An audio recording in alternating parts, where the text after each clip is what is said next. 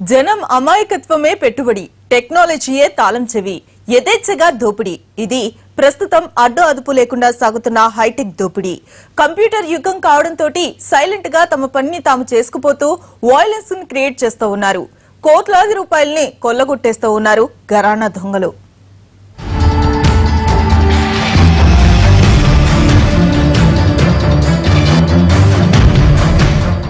టెక్నాలజీతో ఎన్నో పనులు ఈజీగా అవుతున్నాయని సంతోషించేలోపు ఇదే టెక్నాలజీ దొంగలకు కూడా సాయం పడటం ప్రమాదకరంగా మారింది. టెక్నాలజీతోనే దెబ్బతీస్తూ తమ టాలెంట్ చూపుతూ దూసుకుపోతున్నారు కేడీలు. అందుకే సెంట్రల్ క్రైమ్ పోలీస్ స్టేషన్లో రోజుకు 5 నుంచి 8 ఫిర్యాదులు అందుతున్నాయి. టక్కరి దొంగలకు హై టెక్నాలజీ తోడు కావడంతో సైబర్ నేరాలు నానాటికి పెరిగిపోతున్నాయి. ఒక్కోసారి ఎవరికీ అందుచిక్కని రీతిలో నేరాలకు పాల్పడుతూ పోలీసులకు షాక్ ఇస్తున్నారు సైబర్ నేరగాళ్లు. స్కీమ్లా ఇది గిఫ్టులు వచ్చినాయండి, మీ నెంబర్ చెప్పండి, మీ అకౌంట్ నెంబర్ చెప్పండి అదే అని చెప్పేసి కూడా మన డబ్బులు మన ఇంట్లోనే ఉంటాము, మన కార్డులు మన దగ్గరే ఉంటాయి, డబ్బులు మాత్రం మాయమైపోతాయి బ్యాంకులో. క్రెడిట్ కార్డులు, email hacking, account take over లాంటి మోసాలు ఎక్కువగా నమోదవుతున్నాయి. నకిలీ క్రెడిట్ కార్డులను తయారు చేసి షాపింగ్ మాళ్లు, పెట్రోల్ బంకుల్లో వాడటం నిత్యకృత్యంగా మారింది. డబ్బులు కూడా ట్రాన్సాక్షన్ కూడా కరెక్ట్ గా ఉండలేదు. మరి ఇంకా దేంట్లో డ్రా చేసుకోవాలి కూడా అర్థం కావట్లేదు పరిస్థితి. ఈ విధంగా చేస్తే చాలా మంది నష్టపోయే అవకాశాలు ఉన్నాయి. మాలాంటి వాళ్ళకి చదువుకున్న వాళ్ళకి మాకు ఇట్లా అన్యాయం జరిగితే ఇంకా గ్రామాల్లో ఉండే రైతుల పరిస్థితి ఇంకా ఘోరంగా ఉంటుంది. ఈ చోరులంతా కలిసి సైబర్ క్రైమ్ ని ఒక పెద్ద సబ్జెక్ట్ గా మార్చి ఒక్కో చాప్టర్ లో ఒక్కో స్పెషలిస్ట్ గా మారిపోతున్నారు. నేషనలే కాదు, ఇంటర్నేషనల్ రేంజ్ లో సైబర్ క్రైమ్ కి పాల్పడుతూ మతి పోగొడుతున్నారు. ఇదంతా ఒక ఆర్డర్లో జరుగుతోంది. పర్సనల్ ఐడీలకు ఫిషింగ్ మెయిల్స్ పంపుతారు, పూర్తి వివరాలను సేకరిస్తారు.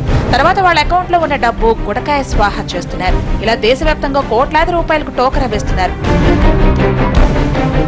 ఈ నేరాల్లో విదేశీ హస్తం ఉండటంతో పోలీసుల పని కష్టమవుతోంది. విదేశీయులను అదుపులోకి తీసుకుంటే 1,00,000 అడ్డంకులుంటాయి. ఇదే పోలీసుల పాలిట శాపంగా మారింది. దీంతో సైబర్ నేరాల బారిన పడి లబోదిబోమంటున్నారు బాధితులు.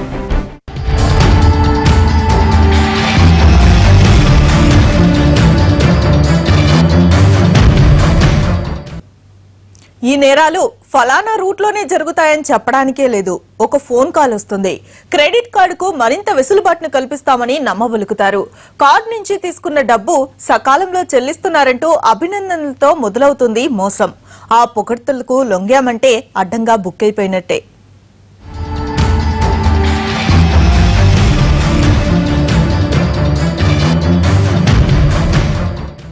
క్రెడిట్ కార్డ్ స్కోర్ పెరిగిందని, మీకు క్రెడిట్ లిమిట్ మరింత పెరిగే అవకాశం ఉందని ఆశ కల్పిస్తారు. తర్వాత కార్డ్ నెంబర్, సివిసి తదితర నెంబర్లను చెప్పమంటూ అడుగుతారు. అంతా బాగుందని అమాయకంగా వాళ్ళు అడిగినవన్నీ చెప్పేస్తే ఇక వాళ్ళనెవరూ కాపాడలేరు. ఇలాగే అడిగినవన్నీ చెప్పి సెకండ్ల వ్యవధిలో 50,000 రూపాయలను పోగొట్టుకున్నారు ఒకరు. అప్పు తీసుకోకున్న బ్యాంకు నుంచి దబాయింపుతో చేదు అనుభవం ఎదురైంది మరో బాధితుడికి. మా బ్యాంకులో మీరు 20 లక్షల అప్పు తీసుకున్నారు, ఈఎంఐలు సరిగా చెల్లించడం లేదు, ఇలాగైతే మా ఎగ్జిక్యూటివ్ వచ్చి రికవరీ చేయాల్సి ఉంటుందని హెచ్చరిక జారీ అయ్యేసరికి ఆ బాధితుడు పావురమన్నాడు. ఆ కాల్తో ఒక్కసారిగా హడలిన అతడు బ్యాంకుకెళ్లి ఎంక్వైరీ చేయగా అసలు విషయం బోధపడింది.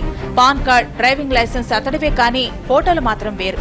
ఇదొక్క బ్యాంకే కాదు, ప్రముఖ ఫైనాన్స్ సంస్థల నుంచి అప్పులు తీసుకుని ఉడాయించాడి హైటెక్ నేరగాడు.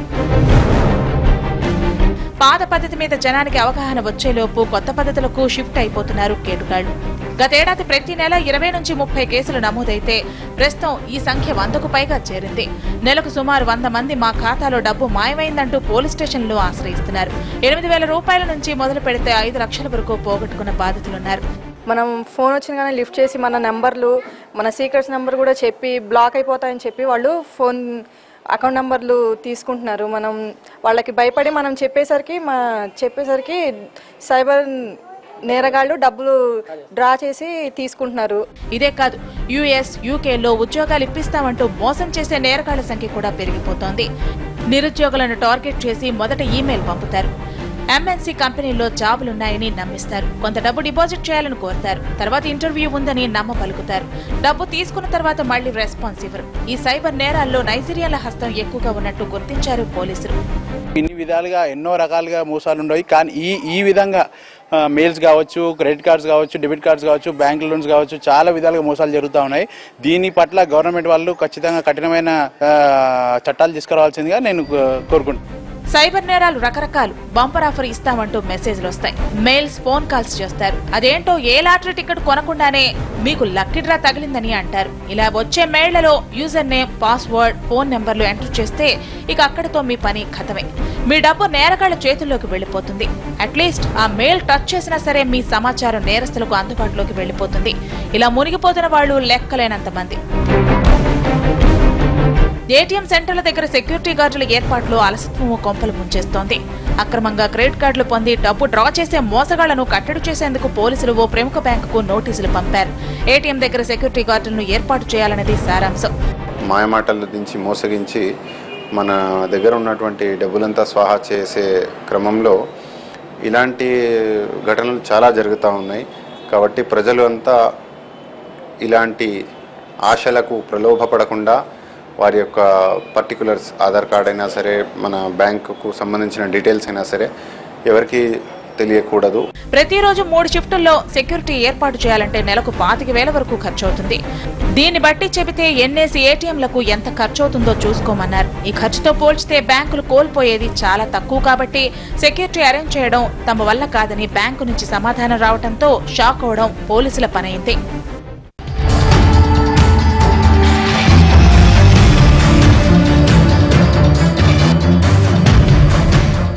అమాయకులు ఉన్నంత కాలం మోసాలు జరుగుతూనే ఉంటాయి. కోట్ల రూపాయలు సెల్ ఫోన్ నంబర్కు లక్కీ డ్రాలో గెలుచుకున్నారని చెప్పే మోసగాళ్ల మాటలు నమ్మారో అసలుకే ఎసరొస్తుంది. ఖాతాదారులకు సంబంధించిన సమాచారాన్ని ఏ బ్యాంకు ఫోన్లో కోరదు. అలా అడిగారంటే అనుమానించాల్సిందే.